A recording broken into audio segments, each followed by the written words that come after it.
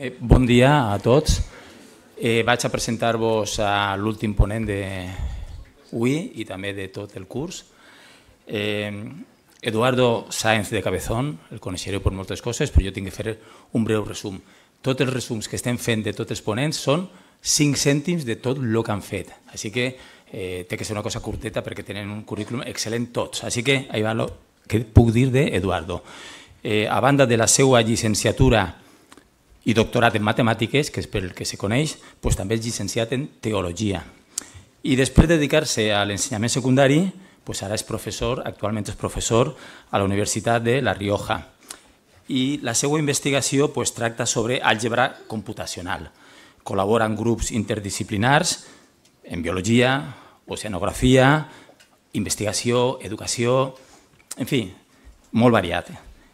A banda de la seva recerca, que l'ha feta molt resumida, també realitza una tasca de divulgació de les matemàtiques que abasta diversos àmbits, des d'universitari, educació secundària, públic en general, que se suposa que som així, de tot una mica, i també els mitjans de comunicació. És important saber estar davant dels mitjans de comunicació.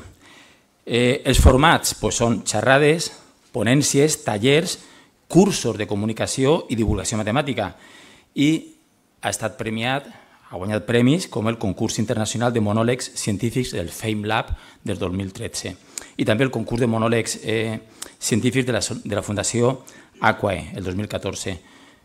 És o va ser un dels fundadors del grup de monologuistes científics de Big Bang Theory i ha estat ponent en diverses edicions de TEDx en Argentina i en alguns països segurament hi haurà més. A més d'Espanya, l'han invitat a donar ponències, conferències, participar en esdeveniments culturals i científics en nombrosos països, que no detalle perquè són nombrosos. I és col·laborador habitual dels mitjans de comunicació en diferents formats. Televisió, Òrbita Laica, L'Aventura del Saber, Tips, Ràdio, la cadena SER, Onda Cero, Ràdio Nacional d'Espanya, en premsa escrita, Yorokobu, El Confidencial, i ell imparteix cursos i tallers sobre divulgació i comunicació científica per a professors, la gent que es dedica a l'ensenyament, per a investigadors, per a periodistes científics també, i a banda de ser presentador del programa d'Òrbita Laica des del 2019 fins ara, també és autor i presentador d'un podcast que se diu Òrbita Laica, igual que el programa, i de matèria absurda. En YouTube té un canal que es diu Derivando, dedicat a les matemàtiques. Acaba ja el resum. En gener, el 20 de gener, estarà en el Teatre Principal d'Alacant, fent una de les coses en un blog, en un programa que és Cuentacuentos, contacontes, perquè ell, parlant l'altre dia, va dir que va començar com a contacontes. Així que el 20 de gener, crec que és el 20, si no mireu-lo, en el Teatre Principal, pel matí sessió per a escolars, per la vesprada sessió per al públic, que no és necessàriament escolar, però que també està interessat.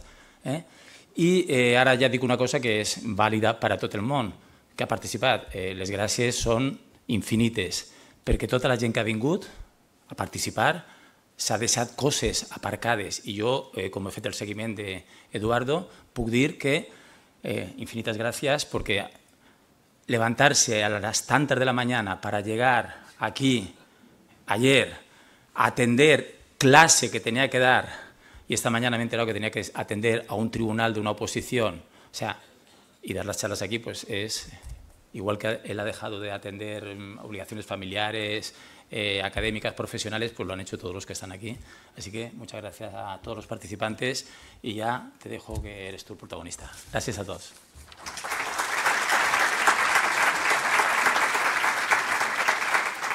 Bueno, muchas gracias. Tenemos una hora, ¿no? Más o menos, venga. Pues vamos a ir con una hora. Muchísimas gracias a todos los participantes, a toda la gente que habéis venido, a la organización, por supuesto. Claro, yo he dejado cosas, pero todo el mundo ha dejado cosas. Todas las cosas, elegimos. Entonces, voy a tratar de hacer una charla. Claro, yo había leído el título del curso. ¿Cómo divulgar ciencia en el siglo XXI? Y digo, pues voy a dar una charla sobre cómo hacer una charla, ¿sabes? Entonces, yo no voy a hablar nada de matemáticas. O sea, siento la decepción, pero no voy a hablar nada de matemáticas. Voy a ver cómo me planteo hacer cómo me planteo una actitud incluso cómo aprendo a generar un acto de comunicación científica para el público general. En la mente voy a tener todo el tiempo una charla donde el público está delante y que ocurre en vivo, salvo con un breve retraso que estaréis viendo ahí. Y me voy a poner esto. ¿Así? Muy bien. Pues eso, digamos el paradigma de charla que voy a tener, de acto de comunicación científica que voy a tener delante, es una charla donde el público está delante. También sirve para una clase o para una conferencia técnica o para otras cosas, ¿no? Pero ese es un poco el ejemplo que voy a tener por delante. Antes de todo eso, claro, nosotros estamos aquí en un acto de comunicación científica, lo podemos catalogar de distintas formas. Cuando alguien se plantea hacer comunicación de la ciencia, en el sentido que sea, hay una pregunta que se tiene que hacer y que tiene que ir renovando poco a poco, que es ¿por qué? ¿A santo de qué voy yo a dar una charla a nadie? ¿O a santo de qué voy yo a publicar un artículo en el periódico? ¿O por qué? ¿Por qué hago eso? Entonces yo creo que ese por qué, además, como pasa con el cronotipo, evoluciona en el tiempo. O sea, uno puede tener en una edad, en unas circunstancias laborales, etcétera, unas motivaciones y luego eso que puede evolucionar, ¿no? Una vez que uno se plantea el por qué hace eso, ¿por qué? Ya después se plantea para qué, ¿no? ¿Qué objetivos quiero conseguir y tal? Y eso va a depender no solamente de uno, sino también del público que tiene delante, etcétera, ¿no? De las circunstancias sociales incluso, etcétera. Uno puede tener después objetivos, pero de inicio ha de tener una motivación. O sea, porque uno, no, pues porque me pagan. Bueno, pues muy bien. O sea, es un trabajo, ¿no?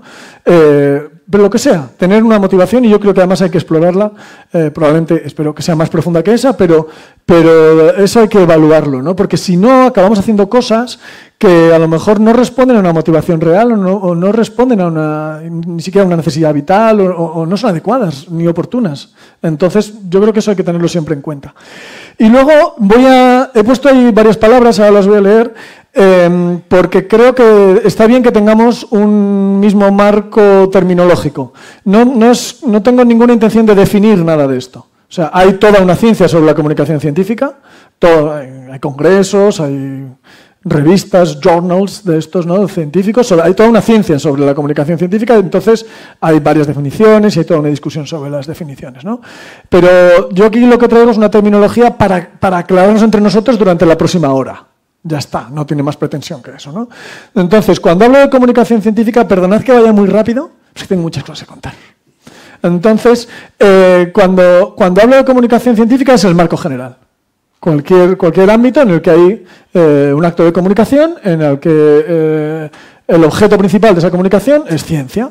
Entonces eso vale para una charla como las que hemos visto aquí, vale para un artículo científico profesional, eso es comunicación de la ciencia, vale para una clase de ciencias, vale para una noticia científica en un periódico, en una radio, etcétera. Comunicación lo cubre todo, ¿no? Entonces es un acto de comunicación donde la ciencia es protagonista.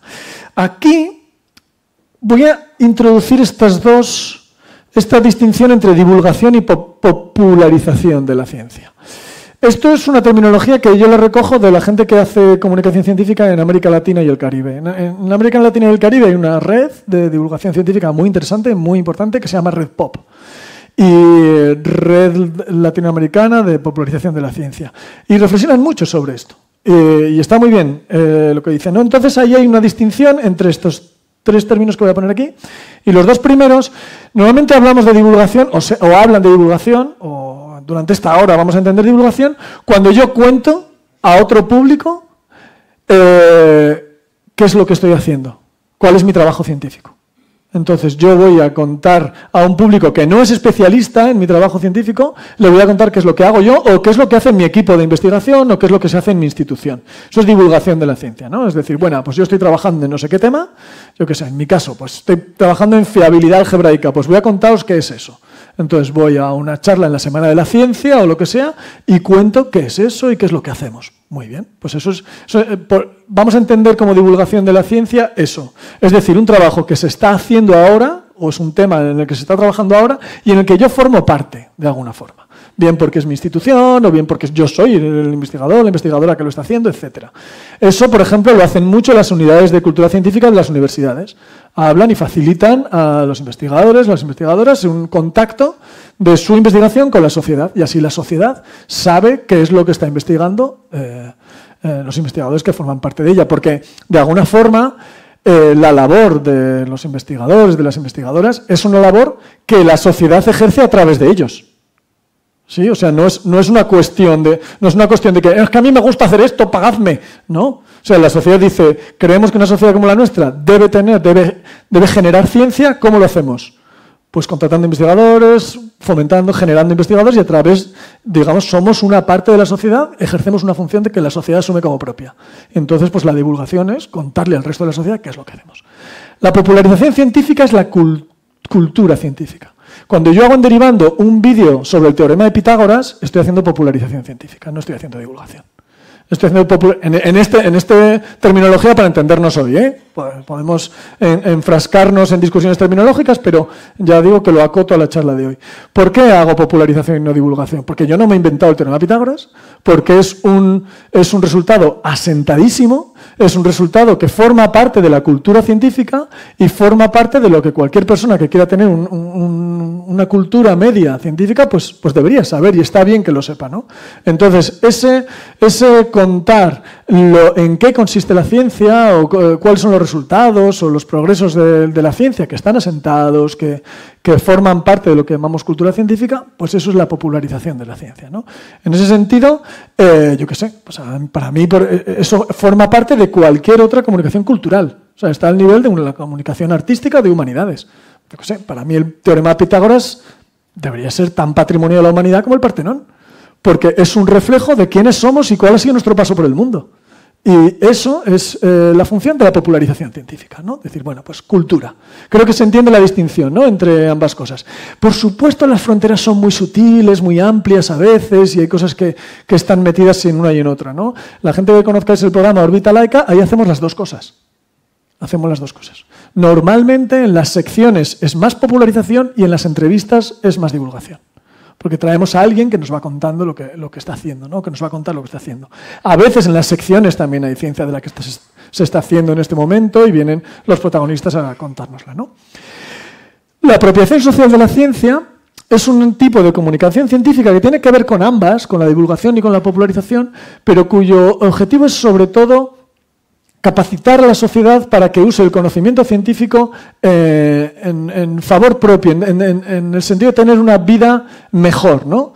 Ayer, por ejemplo, tuvimos la charla de Miquel, que él nos decía, el conocimiento sobre cómo funcionan los algoritmos de inteligencia artificial son un arma de autodefensa ante eso, ¿no? El por qué y cómo se transmitía el virus de la COVID. Eso es apropiación social de la ciencia, porque va a generar un comportamiento basado en conocimiento científico, ¿sí?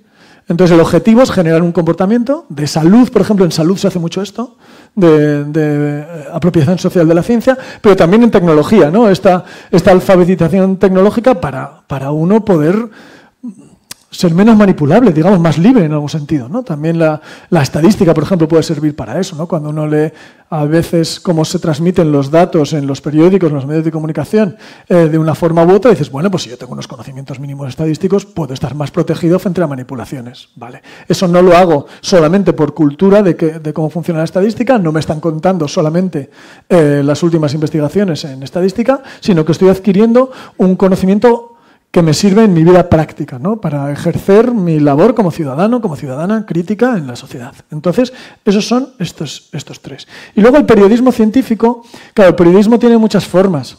Periodismo es una entrevista en profundidad, periodismo es un reportaje, periodismo es una noticia de actualidad, etcétera, ¿no? Entonces, periodismo, digamos, es cualquier comunicación científica en el marco de un medio de comunicación periódico. Bueno, pues podríamos entrar en esa definición amplia, pero digamos que dentro de los periódicos también se hace apropiación social, también se hace divulgación y también se hace popularización. Pero el periodismo está normalmente, o la característica distintiva es que está pegado a la actualidad, digamos. Entonces tiene que ver con la actualidad. Pongo un ejemplo. Si yo en el 2008 escribo un reportaje en profundidad sobre la vida de Peter Higgs y la teoría que él hizo sobre este bosón que podría explicar la adquisición de masa, todo ese tipo de cosas, eso podría ser divulgación o popularización de la ciencia. En el momento en que se encuentra o se detecta el bosón de Higgs en el CERN, saltan noticias. Y fue portada eso. Y eso era una noticia. Luego hubo que explicarlo y todo eso, pero eso es periodismo. Cuando hay un resultado científico que de repente pues salta a las portadas, ¿no? Muchas veces este tipo de periodismo normalmente también tiene que ver con hay muchos temas de salud, de investigaciones de salud, y por ejemplo la astrofísica o las ciencias del espacio muchas veces hacen estas cosas también, ¿no? Entonces veis que son distintas formas de comunicación científica. Hay distintas formas de ejercer la comunicación científica y probablemente más. Hay más que estas, ¿no? Pero me parecía al principio que estaba bien establecer una especie de terreno común terminológico para que cuando luego en las preguntas o cuando haya diálogo pues podamos estar todos en el mismo marco en el día de hoy. Ya digo que yo no tengo ninguna intención de que estas definiciones estén escritas sobre piedra ni nada de eso. La segunda cosa que quiero hacer como preámbulo es que es dentro de los porqués, ¿no? Porque digo, hay que preguntarse el porqué. Vale, pues como yo soy una persona decente y os respeto, os voy a contar parte de mis porqués. Y hay una cosa que yo detecto como que se habla demasiado poco de ella en general en la comunicación científica, y es que normalmente la gente que hacemos comunicación científica tenemos una especie de aura de salvadores de la humanidad, ¿no? Es como, aquí vengo yo a traerte la ciencia para que te salves, alma en pena. Entonces, es como tenemos una fuerza que es parte de nosotros y que sale hacia la sociedad, ¿no? Y me parece que hay veces que no tenemos en cuenta, al menos explícitamente, aunque sé que en lo íntimo de nuestro corazón sí la tenemos, que es un movimiento contrario, es un movimiento de acogida. Hay muchas veces que la comunicación científica se ejerce para acoger a gente, para decirle, tú también eres bienvenido a este ámbito, también eres bienvenido aquí, esto también es para ti. También tú puedes ver tu vida mejorada con estas cosas de las que en algún momento de tu vida es muy probable que te hayas sentido expulsado. Eso, por ejemplo, en las matemáticas es muy claro. Hay mucha gente que en algún momento de su vida se ha sentido expulsado del mundo de las matemáticas. Y hay, en parte, uno de mis porqués es decirle a esa gente, es que este terreno también es tuyo, también te pertenece, tú también perteneces aquí y tú también puedes mejorar tu vida con un disfrute, incluso aunque sea un disfrute, ¿no? Y ahí voy al título de la charla. Yo pongo un título así como provocador. ¿Por qué? Pues porque me gusta provocar. Y entonces he puesto, creo que puse algo así, comunicación científica para el gran público del páncreas al Kama Sutra. Entonces, dentro de ese título hay una palabra clave. Una que además provoca como sonrisillas. Y sospecho que no es páncreas, porque en general el páncreas pues tampoco es que provoque pasiones, ¿sabes? Salvo que te dediques a ello. Entonces, ¿por qué voy a lo del páncreas y el Kama Sutra? A mí es algo que me sirve para la gente, sobre todo que está en la escuela, pero he visto que sirve en general. Y me voy al caso de las matemáticas, aunque yo creo que lo podéis extrapolar muy fácilmente al resto de campos científicos. Hay muchas veces que me preguntan, muchachos, chavales, pero ¿y eso de las matemáticas para qué sirve? ¿Eso a mí para qué me sirve? Eso, pues normalmente no te están preguntando aplicaciones prácticas de las matemáticas, te están preguntando yo esa mierda para qué la tengo que estudiar, ¿sabes? O sea, normalmente los chavales cuando te preguntan eso, yo porque tengo que estar 5 horas aquí a la semana dedicado a esta movida, eso a mí para qué me vale. Entonces, normalmente nos ponemos un poco paternalistas y hablamos, decir, hombre, es que las matemáticas están en todo. La gente saca, es que mira el teléfono móvil, esto es todo matemáticas, ¿sabes? Mira los videojuegos, eso es todo matemáticas, ¿sabes? Cada uno a lo que le gusta a los chavales, fíjate, o los horarios de la organización de los aeropuertos, las matemáticas están detrás de todo. Las matemáticas te hacen la vida más fácil, sin matemáticas tu vida sería más incómoda y más difícil. Vale, eso se puede decir tal cual del páncreas.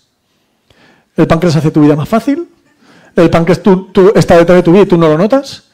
Sin el páncreas tu vida sería más complicada, más difícil, ¿vale? Pero no dedicamos 5 horas a la semana a estudiar el páncreas. Y las matemáticas sí. ¿Vale? ¿Es una respuesta correcta a una pregunta legítima? ¿Es una respuesta correcta? Es una respuesta probablemente incompleta. Sin embargo, el Kama Sutra, ¿cuánta gente ha leído el Kama Sutra? ¿Leído el Kama Sutra? Aquí. Nadie. Nadie, es que casi nadie ha leído el Kama Sutra. De hecho, es que el Kama Sutra es un libro que es un manual de la buena esposa. Es un libro antiguo, que es un manual de la buena esposa, que trae un montón de habilidades de la nueva esposa. Algunas son más conocidas que otras. Entre ellas hay un capítulo dedicado a los problemas de aritmética. Dentro del Kama Sutra hay un capítulo dedicado a cómo dominar problemas de aritmética. Pero tiene fama por otra cosa. el Kama Sutra tiene fama por una cosa que tiene que ver, bueno, hay muchas ilustraciones sobre el tema y normalmente la gente cuando habla del Kama Sutra en una charla que se supone seria en una institución como esta, se sonríe. Hay como ya sé a qué te refieres. Claro, y la sensación que uno tiene con lo del Kama Sutra y esto es que cuanto uno más sabe, más disfruta, más puede disfrutar. Y a mí me parece que eso es un buen acercamiento al conocimiento científico. Expandiéndolo, ¿no? Yo diría, cuanto uno adquiere más conocimientos, o sabe más cosas, es capaz de llevar una vida más plena, que incluye el disfrute. Es decir, hay muchas veces que hablamos de ciencia, ¿por qué? Porque mola, punto, ya está. No necesito justificar que voy a tener una conversación sobre tal cosa, ¿no? Mola o hace que entienda mi vida mejor o que de repente se me abra una puerta a un terreno de la vida que yo no pensaba que podía intensificar mi experiencia vital o que podía darme buenas conversaciones o que podía disfrutar de ello, ¿no? Entonces me parece que hay veces que nos falta esta parte del disfrute, ¿no? Y vamos siempre a como esta misión salvadora de la humanidad que gracias a la ciencia, sí ya lo sabemos y está muy bien, pero es incompleto. Está esta otra parte, ¿no? Y esta otra parte apela también a una de las vías de comunicación, que quizá hablemos un poco más tarde, que tiene que ver con la comunicación interpersonal, a través de las emociones, de la motivación, etcétera, ¿no? Es decir, una implicación interpersonal en la comunicación de la ciencia, que no tiene por qué quedar apartado de ello, ¿no? Que es algo que se le supone a la comunicación, por ejemplo, de la cultura, del arte, de las humanidades, pero es que la ciencia también está dentro de la cultura. Tanto como el arte y tanto como las humanidades. Y entonces nos permite transitar mejor nuestra experiencia colectiva en el mundo en el que estamos, con nuestros antepasados y con la gente con la que convivimos ahora. La ciencia también forma parte de nuestras historias de tribu, ¿no? Y creo que está bien el que echamos este acento ahí. Eso era el preámbulo. Ahora capítulo 1. Yo me levanto por las mañanas, por si de cronotipo matutino. Entonces yo me levanto por las mañanas y hago mi saludo al sol, que consiste en decir, me hago un mantra que es, y lo voy a escribir aquí, en lo alto de la jerarquía, lo voy a poner en verde, en lo alto de la jerarquía, como veo hay gente que tiene que hacer resúmenes de las charlas, pues está el contenido.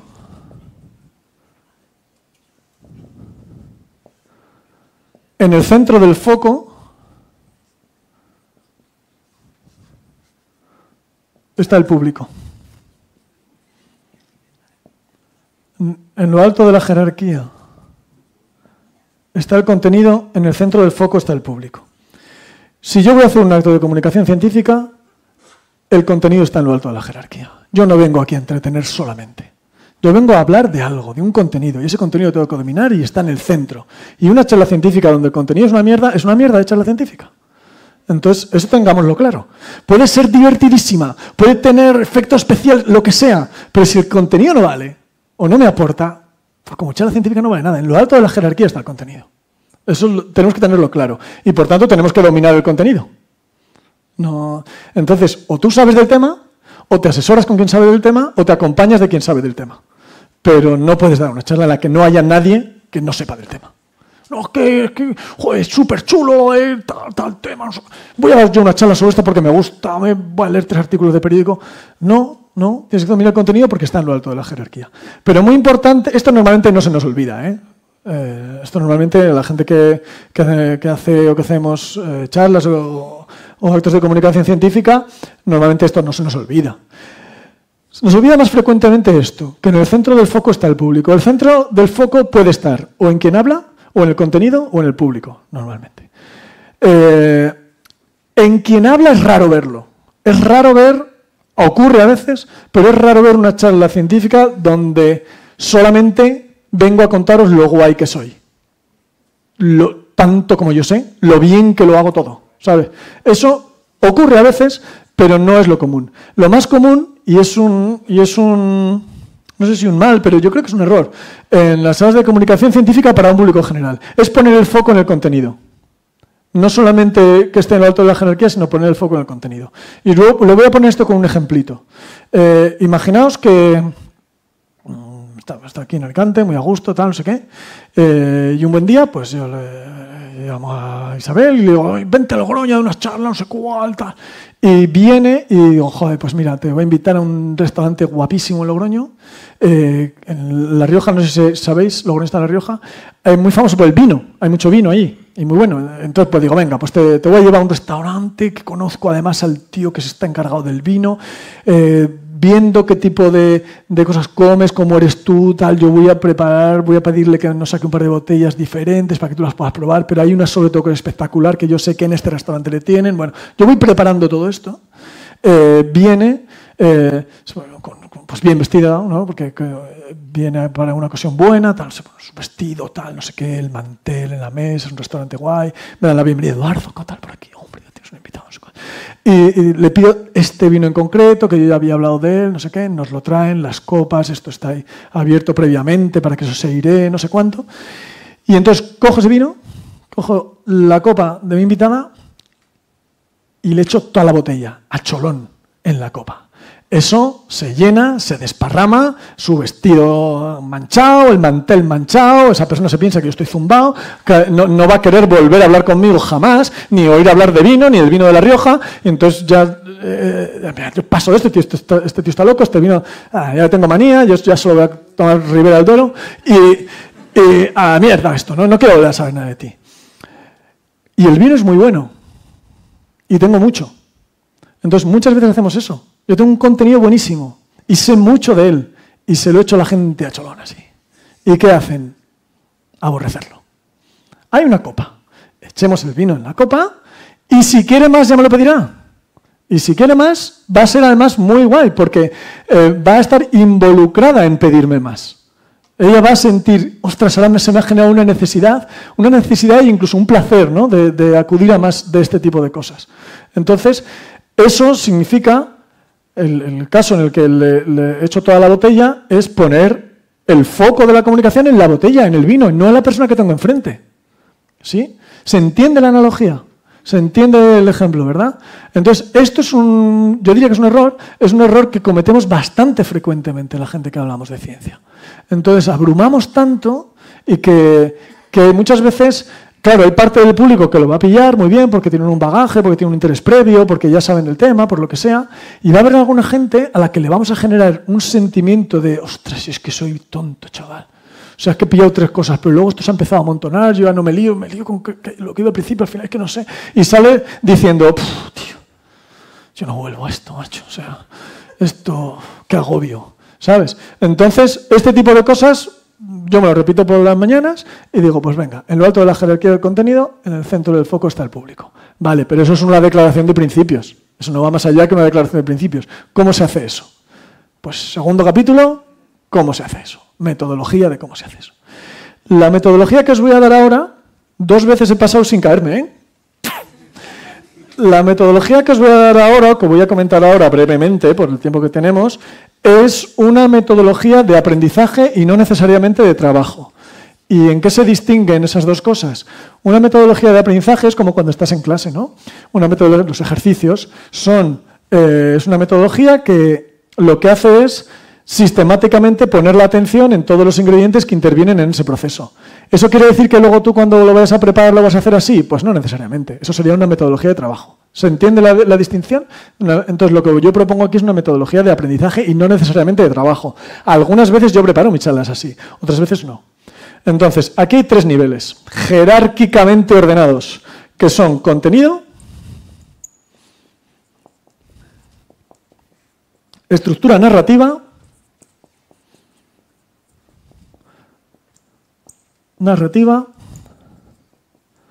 y recursos. Estos recursos pueden ser, por ejemplo, escénicos. Luego entraremos ahí. Los recursos están al servicio de la estructura narrativa está al servicio del contenido. ¿Sí? Hay un orden jerárquico. No es solamente temporal porque lo quiero clasificar así y empiezo a hablar del contenido por lo que sea, pues por orden alfabético. No es un orden alfabético, hay un orden jerárquico ahí. Entonces, en lo alto de la jerarquía está el contenido. Entonces, a la hora de preparar el contenido hay como 3 movimientos que uno consciente o inconscientemente hace preparando el contenido, que son selección, estructura y recorrido. Hay más cosas y seguramente vamos a implicarnos en más cosas, pero estas tres no están mal, para empezar. Selección, estructura y recorrido. Me pone nerviosísimo verme... normalmente estoy mirando a vosotros y paso de ese tema, pero en cuanto los ojos se me van ahí es como muy raro verte a ti mismo haciendo lo que acabas de hacer hace un minuto. Es un rollo memento que no sé yo. Bueno... Entonces, vamos a ver si me puedo centrar en eso. Claro, todas las cosas que yo voy a decir aquí son obviedades. Es muy obvio y casi todo el mundo lo hacemos de una forma u otra. Pero creo que no está mal escucharlo de parte de otra persona y además estructurado de una forma que a lo mejor tú no lo has pensado así. Entonces, selección. Cuando uno dice voy a hablar de tal tema, voy a dar una charla sobre tal tema, uno selecciona el contenido que va a hacer. Y aquí es donde ya empieza el mantra a funcionar. Uno ha de seleccionar en función del público que va a tener. Es tan obvio, se cae tan por su propio peso que casi no haría falta ni decirlo, ¿no? Entonces, ¿cómo podemos facilitar eso? A mí hay una cosa que sí me sirve y que la suelo usar bastante, y es que cuando uno hace la pregunta inicial para generar la selección del contenido, uno se fija en qué público va a tener. A veces es muy homogéneo. Si yo voy a hablar a una clase de cuarto de primaria, pues es más homogéneo que si voy a hacer un vídeo de YouTube. El público va a ser más homogéneo, pero lo voy a tener que conocer de alguna forma, ¿no? Entonces, una vez que conozco a mi público y que tengo mi por qué y mi para qué, hago la selección. Y al hacer la selección, cambio un poco, en este sentido como casi de giro copernicano, el punto de mira y ya no digo de qué les voy a hablar, cuál es el tema que voy a hablar. Y entonces ahí empieza la selección de contenido. Sino que pienso, ¿qué quiero que se lleven de mi charla? Y ahí empiezo la selección de contenido. Es como lo mismo, pero no es lo mismo. Pues tú te has colocado en otro punto de vista. Entonces, imaginaos que yo voy a una charla de cuarto de primaria. ¿Dónde está mi punto de vista? Ese niño, esa niña de cuarto de primaria llega a casa después de clase, después de ir al cole, llega a casa, le van a buscar a su papá, a su mamá. Manca, niño, ¿qué tal? Bien. Oye, el cole, qué bien. Habría un señor muy raro a darnos una charla de matemáticas. Anda. ¿Y qué has aprendido en la charla de matemáticas? Pues que lo que viene después de ese pues qué, esa es mi pregunta inicial. Esa es mi pregunta inicial. Lo que viene justo después de pues que, ¿qué quiero que se lleven? ¿Qué sea lo primero que digan? Oye, ¿y en la charla esa qué tal? ¿Qué has aprendido? ¿Qué te han dicho? Pues que... ¿Sí? ¿Se entiende la pregunta? Entonces yo me planteo la pregunta así. ¿Qué es lo que quiero que se lleven? En lugar de plantearme de qué tema les voy a hablar. ¿Sí? Eso es un primer movimiento del foco en el público en vez del foco en el contenido. ¿Sí? Es sutil y probablemente va a ser lo mismo, pero la pregunta inicial a la hora de selección de contenido es esa. Entonces yo me suelo hacer una lista de cosas, de posibles respuestas que va a dar ese niño, esa niña, y ahí las pongo todas. Ahí, y normalmente hay más de las que luego voy a usar. Y además está bien que haya más. Yo creo que en esta primera parte hay que ser exhaustivo, ¿no? Hay que decir, bueno, pues venga, ¿cuántas cosas me gustaría que se llevaran? Y empiezas, uy, esto, hombre, claro, y esto no puede dejar de estar. Esto, hombre, claro. Además hay una derivación muy interesante, que es esta, tú te vas poniendo todo esto. Y luego seleccionas. Dependiendo del tiempo que tengas, del tipo de personas que hay, vas seleccionando, vas acotando. Luego ya vendrá si quieren otra charla o si hay preguntas que se han quedado sin responder, que se pueden provocar esas preguntas, ¿no? Es decir, dentro del contenido que tú vas a dar luego hablaremos un poquito de eso, de provocar las preguntas. Pero uno selecciona eso. Voy como muy rápido, ¿no? Pero vamos más o menos bien. ¿Llevo qué? ¿Media hora llevo ya? Madre mía. Bueno, pues... selección. Luego la estructura. La estructura, no sé si vosotros habéis ido todo el mundo al instituto, pero en los institutos, yo fui profe de secundaria durante 10 años y fui tutor de la gente de cuarto de la ESO y de la gente de primero de la ESO, que tienen todavía ilusión por la vida. Pues tú vas allí y hay una cosa que los departamentos de orientación, que también tienen ilusión por la vida, te dicen, bueno, vamos a darles técnicas de estudio a estas criaturas. Técnicas de estudio normalmente eran subrayar en colores, y elegir ideas principales e ideas secundarias. Pues no está mal. Entonces la estructura va por ahí. Yo cojo mi estructura de las ideas que quiero transmitir, las ideas que quiero que se lleve esta gente de mi charla, y las estructuro en ideas principales y secundarias. Pero hago una cosa más. Y a mí me parece que esta es importante. Yo pongo mi estructura, que no tiene por qué ser única, ¿eh? Ni siquiera la misma persona puede estructurar la información de formas diferentes y que a lo mejor una idea que tú consideras que es principal, a lo mejor otra persona no, pero no pasa nada. Pero lo que sí que conviene es, yo soy muy de esquemas, perdón, y me pongo me hago como un arbolito, esto cómo se llama, el mapa mentales o cosas de estas, ¿no? Yo me hago como mi esquemita de estos y me hago líneas. Y esas líneas que conectan ideas principales y secundarias les pongo un adjetivo calificativo o las califico de alguna forma. Digo, esta idea es secundaria de esta. Muy bien, vale, ¿pero por qué? ¿Es una causa de la idea principal? ¿Es una consecuencia de la idea principal? ¿Es un ejemplo de la idea principal? ¿Es una concreción de la idea principal? Etcétera. Y así ya tengo una estructura que además es transitable. Es una estructura por la que yo puedo empezar a narrarme a mí mismo la estructura de contenido. No estamos aquí todavía, ¿eh? Estamos aquí todavía. La estructura de contenido no es solamente unas flechas mudas. La estructura de contenido lleva calificación. Y entonces eso me hace tener una familiaridad con mi contenido que me va a permitir luego recorrerlo de distintas formas y entonces vamos a la tercera. Cuando yo tengo la estructura clara, esa estructura la puedo recorrer de distintas formas. La gente que se empollana, que seguro que hay aquí, tú cuando te repasas un tema te lo repasas de adelante a atrás, de atrás a adelante, empiezas por el medio, no sé qué. Bueno, pues es porque quieres adquirir familiaridad con ese contenido. Pues aquí igual. Ese contenido que ya tengo claro el que va a ser, que además lo tengo estructurado. ¿De qué formas lo puedo recorrer? Clásicamente hay dos como muy clásicas. Una es como, digamos, deductiva, ¿no? Vamos de lo más general a lo particular, pues cuento los principios principales y en matemáticas se hace mucho esto. Voy a los contenidos principales y después pues voy desgranando ejemplos, casos particulares, tal, no sé qué, bien, muy bien.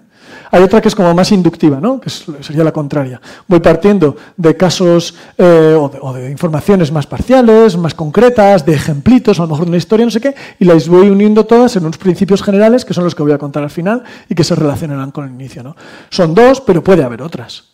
Puede empezar en un punto medio que es muy llamativo para esto, ¿no? Para este tema. A lo mejor, yo qué sé, pues a lo mejor... Perdona que te use como ejemplo, porque como es una charla que me ha gustado muchísimo, uno podría empezar una charla sobre cronobiología diciendo, ¿quién de aquí se despierta con sueño frecuentemente? Pues coño, ahí hay algo que dices, joder, a lo mejor no voy a hacer un periodo... Bueno, pues esto es una muestra de un fenómeno que tal, no sé qué, vamos a estudiarlo en profundidad, pam, pim, ¿no? Puedo estudiarlo así, o puedo ir a otro lado, a otra cosa que sea muy llamativa o que tenga que ver con el público, o una noticia que ha ocurrido, etcétera. No puedo tomar un punto de partida de mi propio contenido, a partir del cual voy a recorrer el contenido. Todavía no estoy en estructura narrativa, ¿eh? El contenido. Entonces, estos recorridos, es útil hacerse varios recorridos.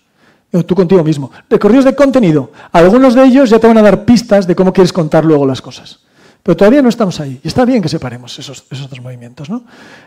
Vale, pues entonces, ¿cuál es el objetivo de esto? ¿Cuál es cómo voy a salir después de esta gestión del contenido? Pues salgo primero dominando el contenido. Si me hace falta estudiar, estudio. No, es que tengo que estudiar para una charla. Obviamente, mi amor. Claro que sí. Claro que tienes que estudiar para una charla. Aunque ya sepas del tema. Seguramente vas a tener que estudiar. Porque te van a ocurrir cosas que, ostras, pues no me he acordado yo. No tengo claro del todo, voy a repasar tal cosa. Eso ocurre, ¿no? Entonces, hay que adquirir una familiaridad con el contenido. Que sea como una especie de segunda piel y que te puedan preguntar básicamente lo que quieras. Lo que quieran. Es verdad que luego te puede sorprender la gente y tú, bueno, pues habrá momentos que ya, pues mira, yo es que no lo sé. No sé, tal cosa, no pasa nada, ¿no? Pero que tú tengas una familiaridad con tu contenido. Y esa familiaridad no necesariamente significa aprendértelo de memoria. Aprenderte de memoria la locución de ese contenido, ¿no? Es una familiaridad con ello. A veces ocurre también que nos lo aprendemos de memoria. Vale, paso a la estructura narrativa. La estructura narrativa está al servicio del contenido. Entonces, la estructura narrativa, esto es un mundazo. Es un mundo precioso, además. ¿Qué estructuras narrativas existen en la literatura, existen en el cine? ¿Qué estructuras narrativas existen en los modos eficaces de comunicación, en el periodismo, etcétera? Ahí hay mucho que estudiar, hay muchísima bibliografía, hay grupos, etcétera, foros que hablan de todo este tipo de cosas y que son maravillosos. Yo me voy a fijar en uno, digamos, como han nombrado antes, yo vengo un poco del mundo de los cuentos de tradición oral, de los cuentos tradicionales más que literarios. Entonces me he dedicado muchos años de mi vida a narrar cuentos de tradición oral, sobre todo para adultos no quiere decir porno, sino que no están dirigidos a un público infantil, sino cuentos para adultos en bares, en teatros, ese tipo de cosas, ¿no? Y los cuentos tradicionales han generado a lo largo de miles de años una estructura narrativa muy eficiente, y muy eficaz. ¿Por qué? Porque fueron durante mucho tiempo casi la única forma de transmitirnos el conocimiento común y poder avanzar juntos, ¿no? Y nos daban respuestas, nos daban preguntas, etc. Se distinguen mucho de los cuentos. Los cuentos tradicionales no tienen nada que ver con muchos de los cuentos, digamos, como de autoayuda que hay, ¿no? Que ya te dan un mensaje, ya te dicen qué es lo que tienes que pensar después de ver el cuento. Un cuento tradicional normalmente abre muchas cosas, ¿no? Yo recuerdo una vez contando en Londres, en un bar de una comunidad africana, que yo iba como en plan espectáculo. Es un poco diferente a lo que hago aquí, lo que haré cuando venga en enero. Tú vas contando los cuentos y a la gente le gusta, aplauden, o si tiene educación, pues aplauden, tal, y vas al siguiente cuento. Allí, en esta comunidad africana, pues yo contaba un cuento, acababa y entonces alguien decía: es verdad eso que has dicho, porque muchas veces nos ocurre que tal... Entonces saltaba otro: sí, pero fíjate, porque hay otra cosa que ha pasado. Entonces se comentaba, se generaba ahí una conversación, y luego al final había alguno que decía: cuentero, cuéntanos otro.